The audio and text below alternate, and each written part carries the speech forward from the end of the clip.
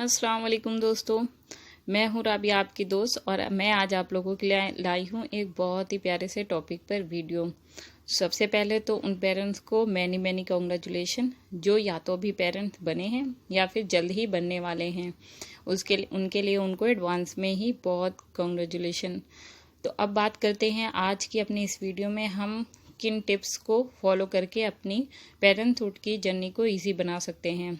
जितना भी मर्जी आप किताबें पढ़ लीजिए, ऑनलाइन वीडियोस देख लीजिए, कुछ भी कर लीजिए, लेकिन असली एक्सपीरियंस आपको तभी होता है जब आप उस दौर से गुजरते हैं। जी हाँ, बिल्कुल, जब आप पेरेंट्स बन जाएंगे तो चीज़ें, हर बच्चा जिस तरह डिफरेंट होता है उसी तरह हर बच्चे की जर्नी भी डिफरेंट होती है। तो ये तो आपको खुद ही एक्सपीरियंस करना पड़ेगा। फिर भी कुछ ऐसी बातें हैं जो हमें ध्यान रखनी है जिससे हमें आगे आने वाले टाइम में परेशान ना होना पड़े। नए पेरेंट जो होते हैं चीज़ों को लेके जल्दी घबरा जाते हैं और उनको सिचुएशन समझ में नहीं आती है कि क्या ये सिचुएशन सही है। लोग मतलब इधर उधर से इतनी सलाहें मिल रही होती हैं आपको, तो ऐसे में समझ में नहीं आता खुद की माने, डॉक्टर की सुने या फिर अपने पुराने बड़े बूढ़ों की सुने। तो क्या हमें करना चाहिए? सबसे पहले जो चीज़ हमें ध्यान रखनी है वह है बच्चों की फीडिंग के बारे में, जो अक्सर पेरेंट्स करते हैं। बच्चों को कभी भी ओवर फीड नहीं कराना है। बच्चों को 1 साल से छोटे बच्चों को काऊ मिल्क नहीं देना है। उसका अगर आपको देना है ब्रेस्ट मिल्क के अलावा तो आप फार्मूला दीजिए, बॉटल के थ्रू दीजिए, या फिर अगर आप कटोरी चम्मच से देना चाहते तो वो भी सबसे बेस्ट है ब्रेस्ट फीड। वो भी आपको अगर फार्मूला देना है तो उसका एक टाइम होता है। फार्मूला हर 2 घंटे के बाद ही देना चाहिए। बच्चा अगर रो रहा है तो उसकी वजह कोई और होगी, वो भूख से नहीं रोएगा। 1 घंटे की फार्मूला फीड 30 ml मानी जाती है, उसी हिसाब से आपको उसको 2 घंटे में 60 ml देनी है। दूसरा जो पेरेंट्स गलती करते हैं वो ये है कि बच्चों को दूध पिलाने के बाद जो है बर्प यानी कि डकार नहीं दिलाते, क्योंकि जल्दी जो छोटे बच्चे होते हैं उनको बर्प आने में बहुत टाइम लगता है। कभी कभी बच्चे ये नहीं भी लेते तो पेरेंट्स कहते हैं डकार तो आ नहीं रही, उसको ऐसे ही लेटाल देते, जिससे उसके जो है पेट में एयर जो है फंस जाती है और उसको कई तरह से दिक्कत का सामना करना पड़ता है। इसलिए अगर आप चाहे ब्रेस्ट फीड कराइए या फिर बॉटल फीड कराइए, आपको उसको हर फीड के बाद उसको बर्प ज़रूर से ज़रूर दिलाना है। ये उसकी हेल्थ के लिए बहुत ही अच्छी टेक्निक है, इसलिए आपको इसको बिल्कुल भी इग्नोर नहीं करना है। दूसरा जो चीज़ हमें ध्यान रखनी है वो है बच्चों के डायपर का साइज़।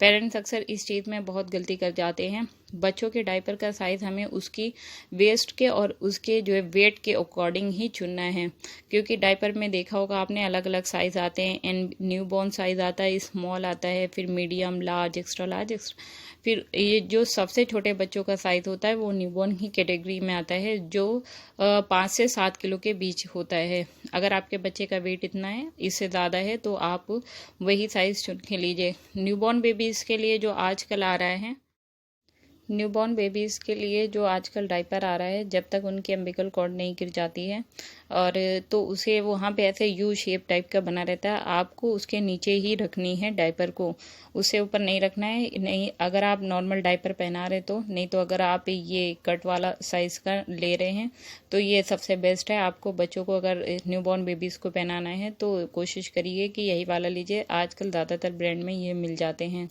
और दूसरी चीज़, जब तक बच्चों की नाभि पूरी तरह से ठीक नहीं हो जाती है, अगर जैसे वो जो उन्होंने कटर लगाया होता है वो निकल के गिर भी जाता है, और अभी आपने ये वाला सही, अब आप नॉर्मल जब डायपर यूज़ करें तो भी बच्चों के नाभि के नीचे थोड़ा सा डायपर को मोड़ के नीचे ही रखिए। कभी भी एकदम ऊपर उनके नाभि तक डायपर को आपको नहीं चढ़ाना है।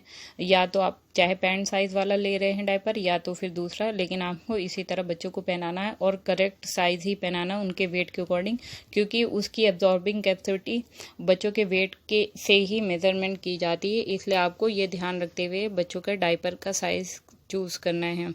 अगर आप बच्चों को टाइट पहना देंगे तो उनको रैशेस होने के चांसेस बढ़ जाते हैं और उससे उनको उलझन भी हो सकती है, तो साइज़ का बहुत ध्यान रखना है।